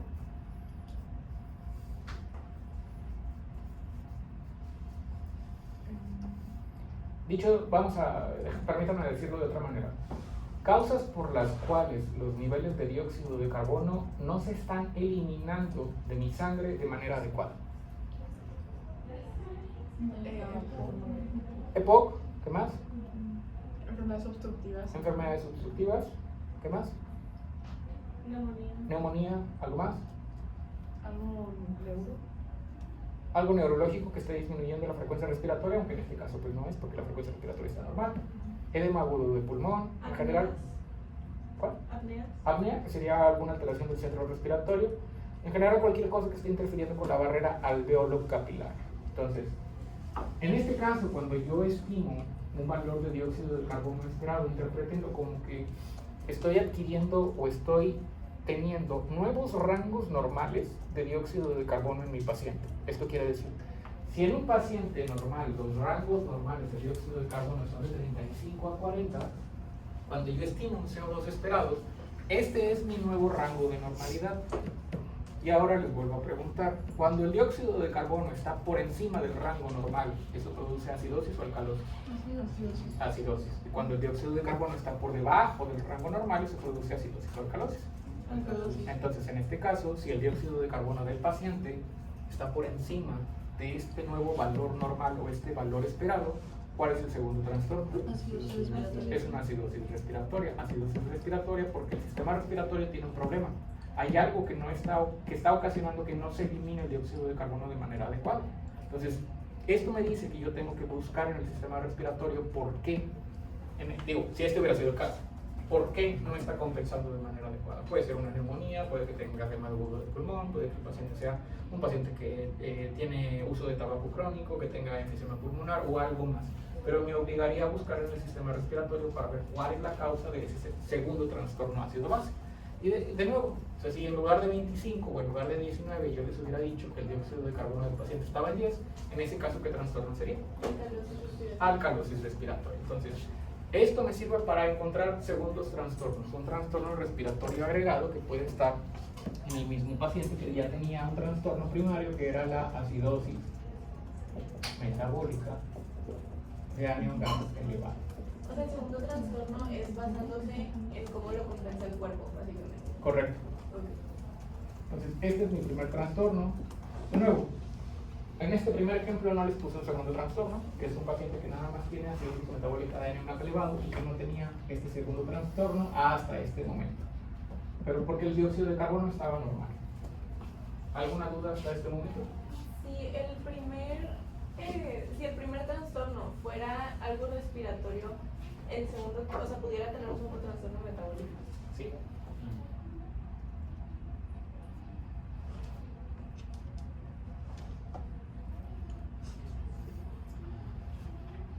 En esta diapositiva podemos ver una de las fórmulas que vamos a utilizar y que ya vimos acá, la fórmula de Winters. La fórmula de Winters, y creo que todos alcanzan a ver, es esta que vemos acá, está subrayada de color amarillo. Para acidosis metabólica, cuando mi trastorno primario es una acidosis metabólica, uso dióxido de carbono, presión parcial de dióxido de carbono esperada, es igual a 1.5 por el bicarbonato más 8 más menos 2. Y eso me da el valor de dióxido de carbono esperado. Es la fórmula que usé ahí. Bicarbonato por 1.5 más 8 más menos 2. Solamente si mi trastorno primario es acidosis metabólica. Si mi trastorno primario es alcalosis metabólica, uso esta fórmula. 0.7 por bicarbonato menos 24 más 40 más menos 2. Esa es la fórmula exclusiva para alcalosis metabólica. Después, para hacer las cosas más divertidas, los trastornos respiratorios tienen cada uno dos fórmulas.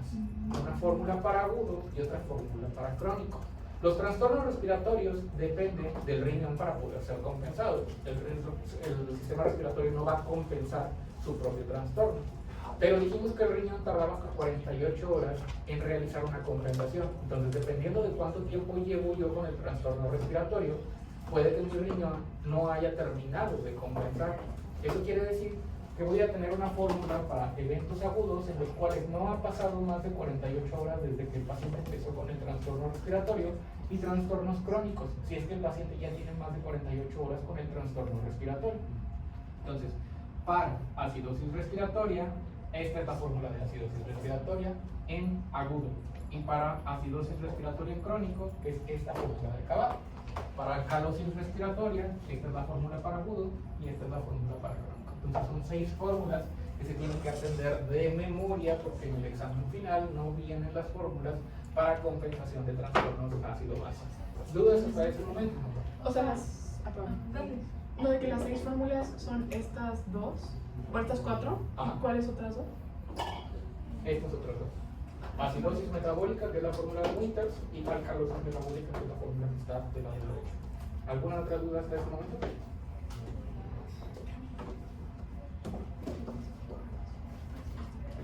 Ok. Entonces, para terminar, Ya vimos el paso 1, paso 2, paso 3 y paso 4 con la compensación. Lo último que nos falta es el delta gap. El delta gap nos permite identificar un tercer trastorno en pacientes por medio de la evaluación, perdón, en pacientes que tienen una cirrosis metabólica de anion gap elevado, por medio de la evaluación de la diferencia entre el anion gap y la diferencia de bicarbonato. La fórmula del delta gap es diferencia de anion gap entre diferencia de los valores de bicarbonato. Pues explicándolo de una manera más sencilla, el delta gap es igual a el anion gap del paciente menos el anion gap normal, todo esto entre el bicarbonato del paciente,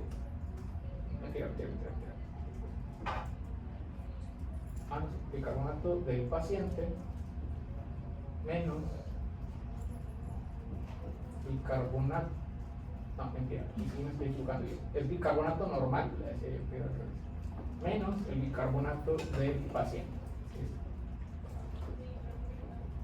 Y eso me puede permitir identificar un tercer trastorno. ¿Por qué? Vamos a volver a estos ejemplos que estábamos viendo acá en la parte superior.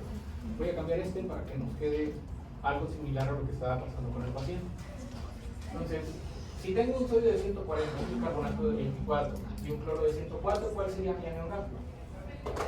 12, muy bien. Entonces aquí sería un anion gap de 12. Y acá ustedes ya habían estimado un anion gap, en este caso 140 de sodio con 12 de bicarbonato y 104 de cloro. 36. Ahí, 28. ¿Es el que habíamos dicho? Sodio de 140, bicarbonato de 12 y cloro de 104.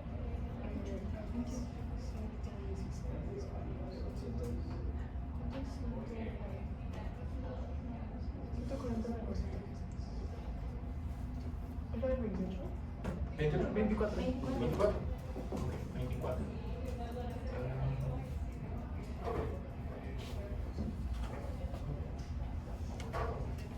Este tiene un anion gap de 12, este tiene un anion gap de 24. Ahora vamos a poner otros ejemplos hipotéticos. Imaginemos que tenemos otro caso en el cual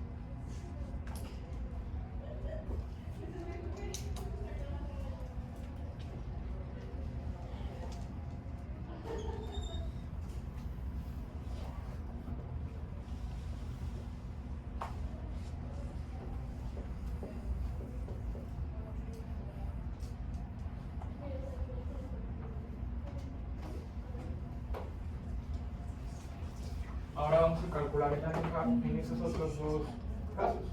Hay que recordar, vamos a calcular el anion gap en estos otros dos casos. Aquí ya lo calcularon, igual, para cationes siempre va a ser esta columna y los aniones son los que cambian. Entonces aquí ya me dijeron que este tiene anion gap de 12, este tiene anion gap de 24. ¿Cuánto tiene este de anion gap?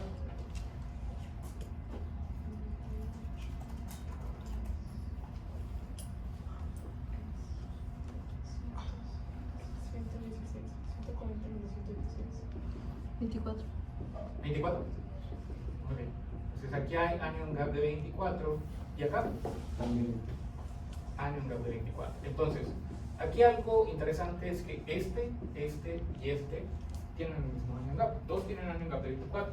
Como es anion gap elevado, en todos los casos quiere decir que hay un ácido patológico. Hay algo ahí que no debería de estar presente. Sin embargo, por sus valores de laboratorio, ustedes identifican que este paciente y este paciente no son iguales. O sea, hay unos pacientes que tienen un bicarbonato más alto y otros que tienen un bicarbonato más bajo. Entonces, ¿a qué se puede deber? Por ejemplo, Si un paciente tiene un trastorno que le produzca una acidosis metabólica de anion gap elevado, puede tener al mismo tiempo otro trastorno que le esté produciendo una acidosis metabólica de anion gap normal. Por ejemplo, si es un paciente que tiene cetoacidosis diabética y al mismo tiempo tiene una acidosis tubular renal, una alteración del túbulo proximal proximal que le ocasiona pérdidas de bicarbonato a través del riñón, yo puedo tener una acidosis metabólica de anion gap elevado al mismo tiempo que tengo una acidosis metabólica de anion gap normal.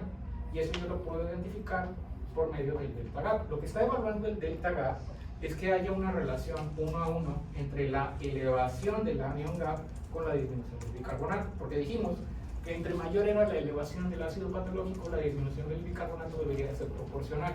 Si esa relación no se respeta, quiere decir que hay un trastorno agregado. Entonces, el delta gap me permite saber si hay un tercer trastorno, un segundo trastorno, dependiendo del caso, en pacientes con acidosis metabólica de anion gap elevado. Entonces, vamos a ver primero este.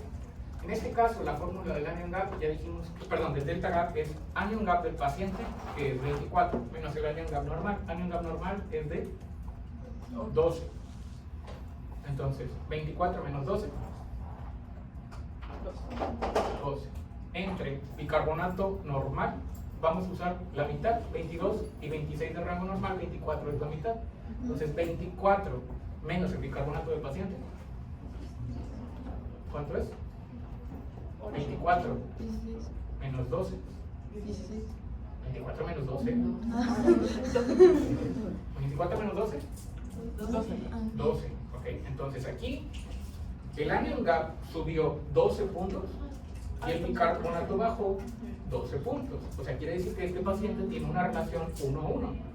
El bicarbonato bajó en la misma proporción que subió el ácido patológico. Luego, en este caso, delta gap igual anion gap del paciente 24 menos anion gap normal 12.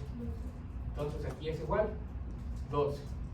Bicarbonato normal 24 menos bicarbonato del paciente 6. Entonces acá era 1 y aquí es 12 entre 6 2. ¿Qué quiere decir? Que el anion gap se elevó muchísimo más de lo que bajó el bicarbonato. ¿Cómo se explica eso? Que hay un trastorno que le está provocando ganancias de bicarbonato al paciente. Por alguna razón está reteniendo bicarbonato. A eso se le llama alcalosis metabólica. Entonces, en este caso, cuando mi delta gap es mayor a 2, quiere decir que mi paciente tiene un segundo trastorno. Tiene una alcalosis metabólica. Y finalmente, en el tercer caso, o en el tercer escenario, igual, anion gap del paciente es 24 menos anion gap normal, que es 12, entre el bicarbonato normal, 24 menos el bicarbonato del paciente, 24 menos 6, 12 entre 18,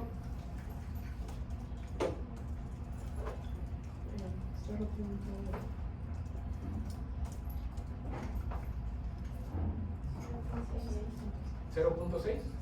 Muy bien.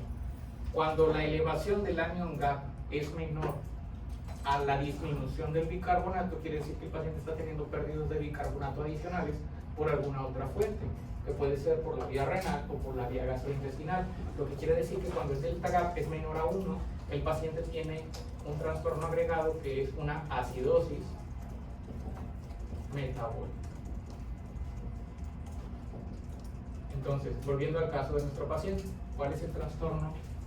¿Cuál es su delta gap?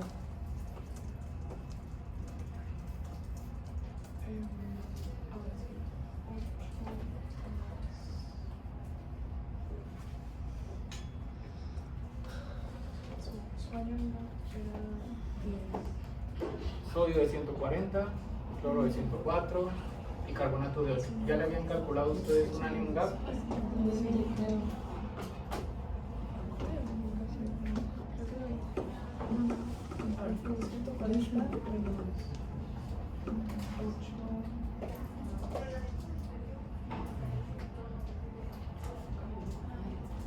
¿Cuánto me salió del anion gap? 28. 28. Muy bien, ahora calculen el delta gap. Delta gap es igual a anion gap del paciente 28 menos el anion gas normal, 2, entre bicarbonato normal, 24, menos bicarbonato del paciente, 8. 28 menos 12, 16. entre 24 menos 8, 24 menos 8. 16. Entonces, eso quiere decir que el paciente no tiene un tercer trastorno agregado, que no hay ninguna alteración adicional. Pero ¿qué hubiera pasado si yo les hubiera dicho que el anion gas del paciente estaba en 28 igual, pero que el bicarbonato estaba todavía normal?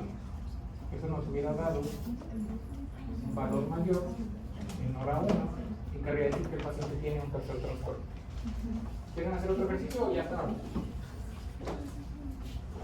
¿Ya? ¿Rápido? Sí.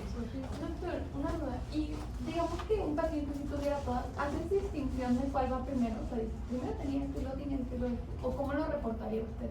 En el orden. ¿Vamos a hacer este ejercicio? No, esperen, este no.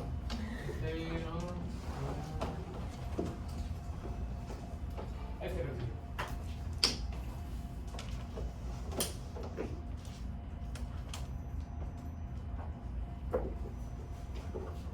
No, espérame, este no. Tiene fórmulas que no hemos usado.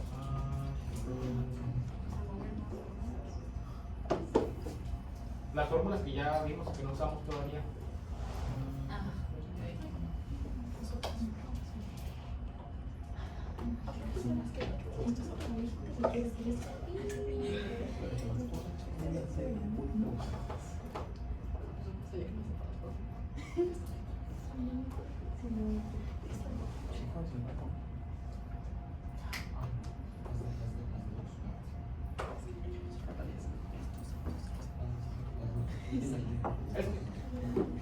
Ahí muy rapidito.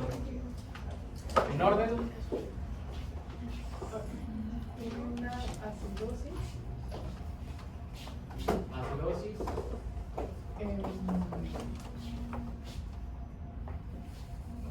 Respiratoria. Metabólico. Sí. ¿Respiratoria? No, metabólica. Ok. Acidosis metabólica.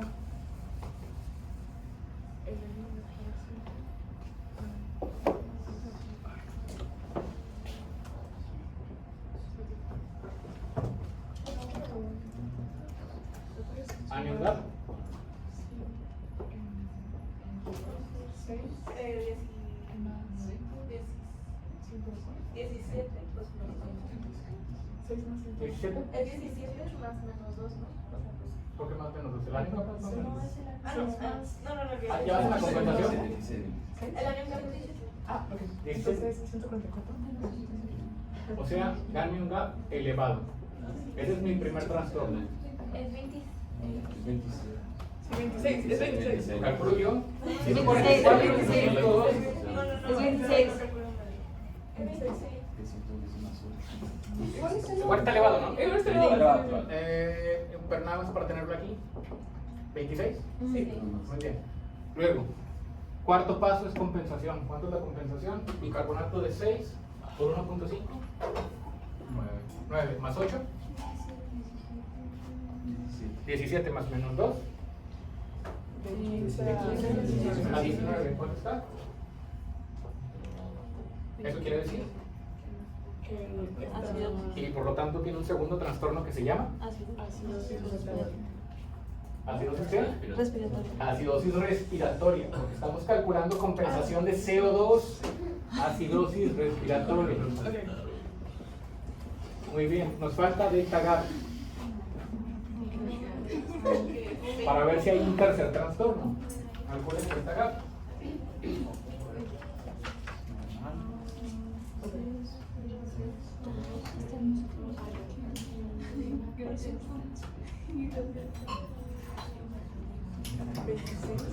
Menos 12.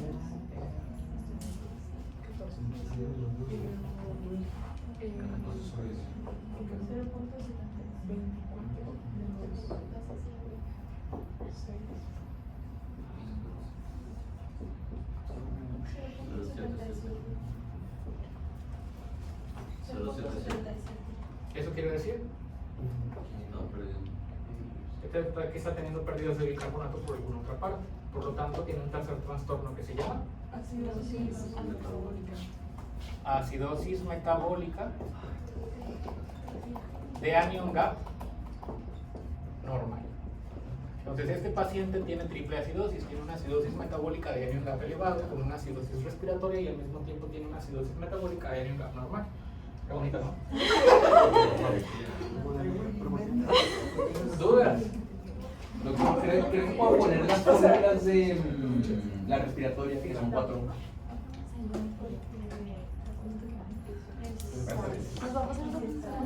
No sé, pero ¿Dudas? Porque el delta gap, ¿ya conozco esto? Delta gap, aquí está la tabla que necesitan saber del delta gap. Si el delta gap es menor a 1, quiere decir que aparte de mi acidosis metabólica de anion gap elevado, mi paciente tiene una acidosis metabólica de anion gap normal. Si el paciente tiene un delta gap entre 1 y 2, quiere decir que solamente tiene una acidosis metabólica de anion gap elevado. Y si el delta gap es mayor a 2, quiere decir que el paciente tiene una acidosis metabólica de anion gap elevado más una alcalosis metabólica. Entonces, en este caso, como el delta gap del paciente salió en 0.77, el paciente tiene una acidosis metabólica de anion gap elevado, que fue el primer trastorno, más una acidosis metabólica de anion gap normal. El paciente está teniendo pérdidas de bicarbonato por alguna otra parte, hay que ver por dónde está perdiendo el bicarbonato. ¿Alguna otra duda hasta este momento? Bueno, justamente por esto es que la segunda clase son puros casos. La segunda clase son 2 horas de estar resolviendo solamente casos para practicar y que ya todo esto quede entendido. Entonces, nada más quedamos siguiente viernes, no los veo. El martes examen y el próximo viernes es cuando vemos esto. Probablemente ya se les olvidó, entonces hago un repaso rápido y luego vemos puros casos. Doctor, ¿puedo volver a explicar rápido de dónde salió el segundo diagnóstico? El segundo diagnóstico salió de aquí, de la compensación, de la fórmula de Winters. El bicarbonato del paciente está en 6. 6 por 1.5 es 9. 9 más 8, 17. 17 más menos 2, el rango de CO2 esperado estaba en 15 a 19. Y el CO2 del paciente estaba en 23.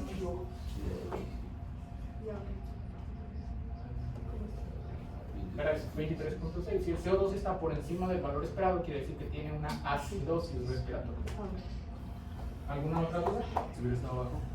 Sería una alcalosis respiratoria. Bueno, entonces los veo al ratito. ¿Vayan a comer algo? Nos vemos a la reunión.